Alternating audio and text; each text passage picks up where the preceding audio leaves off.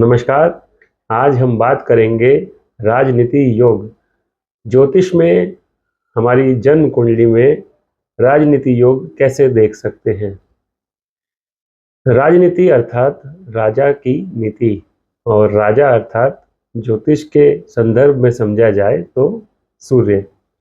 सूर्य, शुक्र और राहु ये 3 ग्रह होते हैं जो सबसे महत्वपूर्ण है यदि आपको राजनीति में अपना करियर बनाना है, या ऑलरेडी जो लोग राजनीति में हैं तो उनकी कुंडली में अगर आप देखेंगे तो सूर्य, शुक्र, राहु की स्थिति कुंडली के लग्न, पंचम, दशम और एकादश भाव, ये 4 भाव जो हैं कुंडली में, इनका संबंध सूर्य, शुक्र, राहु से होता है तो आपका जो करियर है वो राजनीति में रहता है और सफल होता है।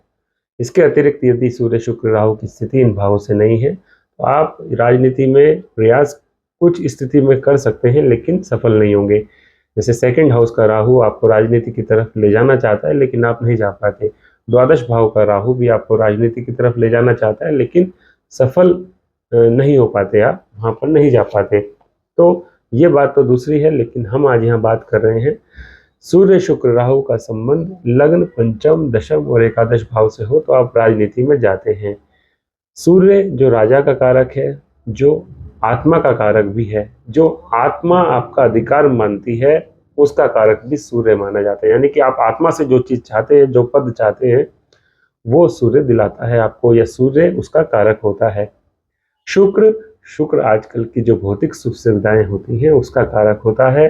शुक्र आजकल जो लग्जरियस चीजें, गाड़ियां हैं नेताओं के पास, बंगले हैं नेताओं के पास, फेम है उनके पास, और शुक्र की स्थिति ही ये दिखाती है कि बहुत सारे जो अभिनेता हैं, जो एंटरटेनमेंट इंडस्ट्री से जुड़े हुए लोग हैं, वो राजनीति में आ जाते हैं। और राजनीति और टीवी और मीडिया, एंटरटेनमेंट, ये एक कॉम्बिनेशन बनाता है शुक्र।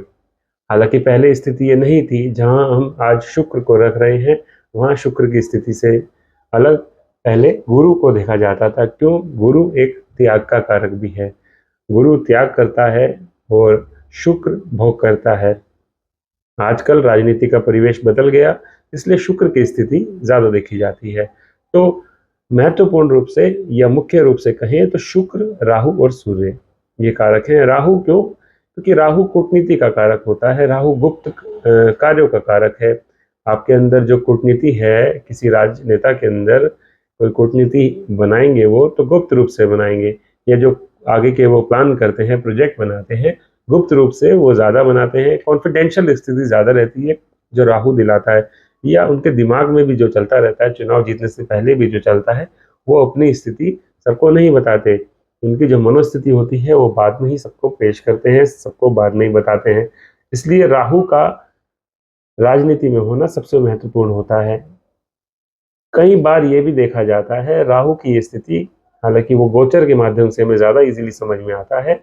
राहु जो आजकल इस चीज़ से कोई नहीं हम परहेज कर सकते, या हम इस चीज़ को नहीं कह सकते कि ऐसा नहीं होता, कि जो फंड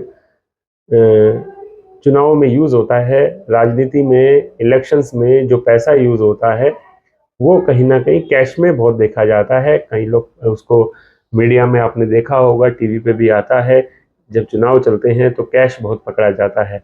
तो ये भी स्थिति राहु कराता है, क्योंकि राहु जो काम छुपे हुए होते हैं, या साधारण रूप से हम इसको इस तरह से कह सकते हैं कि जो काम इलीगल होते हैं आज के समय में, वो राहु द्वारा होते हैं। तो कई बार राजनीति में भी ऐसा होता है कि कुछ कड़े डिसीजन लेने पड़ते हैं जो कुछ लोगों के अगेंस्ट होते हैं, कुछ लोगों की विचारधारा के खिलाफ होते हैं, तो इसलिए राहु को भी यहाँ रखा जाता है। तो ये बात शायद आपको समझ में आई हो। सीधे सीधे गुरु, शुक्र, माफ कीजिएगा, शुक्र, सूर्य और राहु मेजरली ये अपनी स्थिति दिखाते हैं राजनीति में। आज के समय में शुक्र, और आज से 30, 40, 50 साल पहले अगर हम बात करें तो शुक्र की जगह हम मुख्य रूप से गुरु को रखते थे। शुक्र भी था लेकिन मुख्य स्थिति हम वहाँ पर गुरु की थी, क्योंकि गुरु राजनीति में वो लोग आते थे जो लोग त्याग करते थे अपनी परिवार का, अपनी जो निजी जीवन है, अपना जो व्यक्तिगत उनका जीवन था, उनको जो जीना चाहते थे उसका त्याग करते थे तो आते थे। लेकिन आज के समय में ऐसा नहीं है। आज के समय में बहुत सारी परिस्थिति बदल गई है, परिवार भी है और शुक्र भी है जो आपको सारी सुख सुविधाएं देता है। राजनीति में भी पहले इतनी सुख सुविधा नहीं थी, अब ज़्यादा हो चुकी है, तो इस तरह हम देख सकते हैं। इसके अलावा अगर हम उदाहरण के रूप में बात करें तो आप देखिएगा कि पंडित जवाहरलाल नेहरू हैं, उनकी कुंडली में भी शुक्र और राहु और सूर्य। राहु उनकी कुंडली में जहाँ तक मुझे याद है 11वें भाव में है, एकादश भाव में है, और सूर्य उनके पंचम भाव में है। अभी एग्जैक्टली कुंडली हमें याद नहीं है, लेकिन जो कुंडली हमने देखी थी उनके आधार पर हम बात करें तो लाल कृष्ण आडवाणी जी की कुंडली थी, जुल्फिकार पटौदी जी उनकी कुंडली थी, और जुल्फिकार पटौदी या जुल्फिकार भुट्टो उनका नाम था, मैं भूल रहा हूँ। और इंदिरा गांधी जी की कुंडली में, राजीव गांधी जी की कुंडली में ये सब देखने को मिलता है। वर्तमान में जो प्रधानमंत्री हमारे हैं मोदी जी, उनकी कुंडली सही नहीं है, इंटरनेट पे जो मिलती है, और किसी के पास सही हो तो वो देखे, क्योंकि हमारे पास जो उनकी कुंडली है वो सही नहीं है, इसलिए उसके बारे में नहीं बता सकते। इसके अतिरिक्त नितिन गडकरी जी की कुंडली हमने देखी तो उसमें भी ये हमें देखने को मिला। और एक नेता और जो मुझे याद आ रहे हैं महाराष्ट्र, गोपीनाथ मुंडे की कुंडली में भी हमने ये देखा। तो आपके पास या आपके आसपास कोई राजनेता हैं जिनकी कुंडली आपके पास उपलब्ध है या हो सकती है, तो आप जरूर देखिएगा। या आप अपना करियर राजनीति में बनाना चाहते हैं तो निश्चित रूप से आप देखिए, राहु शुक्र सूर्य की स्थिति आपके लग्न, पंचम, एकादश और दशम भाव से होनी चाहिए। भाव की स्थिति यहाँ इसलिए हम बता रहे थे कि लग्न आपका, जो आपकी बॉडी है, जो आप रिप्रेजेंट करते हैं लोगों को, पंचम जो आपकी इच्छा है, जो आपकी स्किल्स हैं, पंचम भाव उसका होता है। मंत्रणा आपकी क्या रहती है, उसका पंचम भाव होता है। दशम भाव आपके अधिकार का है, आपको क्या पद मिलता है, पदवी आपकी क्या होती है, उसका होता है। और एकादश भाव लाभ का होता है। कई बार इसमें 8th हाउस यानी कि अष्टम भाव को भी देखा जाता है, लेकिन वो जब देखा जाता है जब आप राजनीति में आ जाते हैं या किसी पद पर होते हैं इलेक्शन जीतने के बाद। और इलेक्शन के समय यहाँ पर 6th हाउस को भी देखते हैं, क्योंकि 6th हाउस कंपटीशन का होता है। वो सब 8th हाउस और 6th हाउस हम जब देखेंगे जब आप राजनीति की तरफ जा रहे हो या चले गए हो, और गोचर में उनका बहुत महत्वपूर्ण रोल रहता है, 6th हाउस का और 8th हाउस का।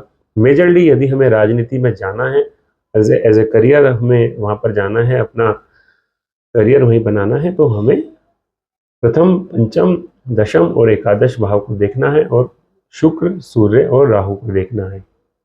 ये स्थिति अगर हम देखते हैं तो हम राजनीति में निश्चित रूप से सफल होते हैं।